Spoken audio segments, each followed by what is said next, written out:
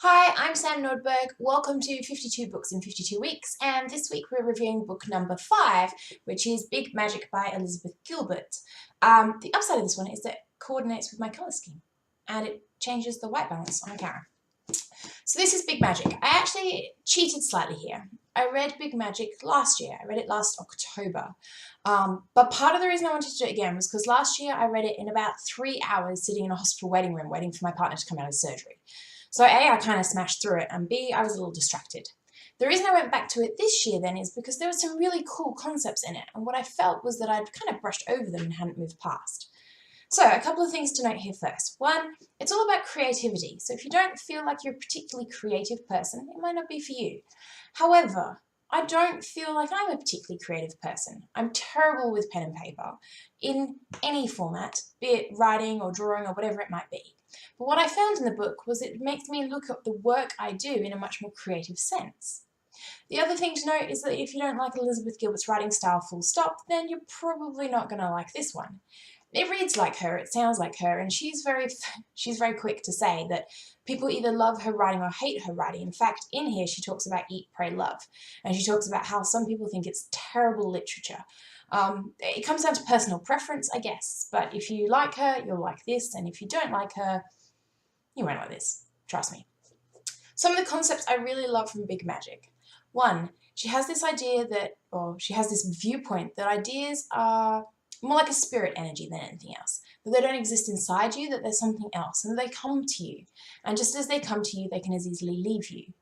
I explain that in a terrible way, but she does it really well inside the book. There are some other things I love too. The way she talks about the fact that it's not about having no fear, that it's about being brave. She says things like that the only fearless people she's seen is a couple of psychopaths and a couple of 3-year-olds, and they're not good role models. Being fearless isn't the case here. It's about recognizing that you have fear about things and doing them anyway.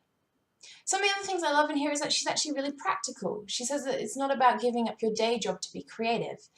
It's about making sure that you're having outlets for your creativity, but you don't have to be the tortured, tormented artist for that have to happen. In fact, she says exactly the opposite. You need to love your creativity. You need to love whatever thing you're doing, be it writing, be it drawing, be it painting, be it dancing, whatever that thing is. Hating it isn't going to make it any better. Playing the tortured artist is not going to make your work any better at all, and in fact you need to love it and embrace it. So look, I really enjoyed it. In fact, I've read it a second time, so I must have really enjoyed it.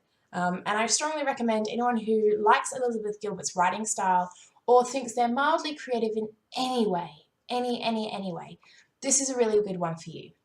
The other people are, if you don't think you're creative, but you've got this fear around doing things and getting it out there, doing things like video, doing things like writing a blog, doing any of those things, then this is also a really good book for you.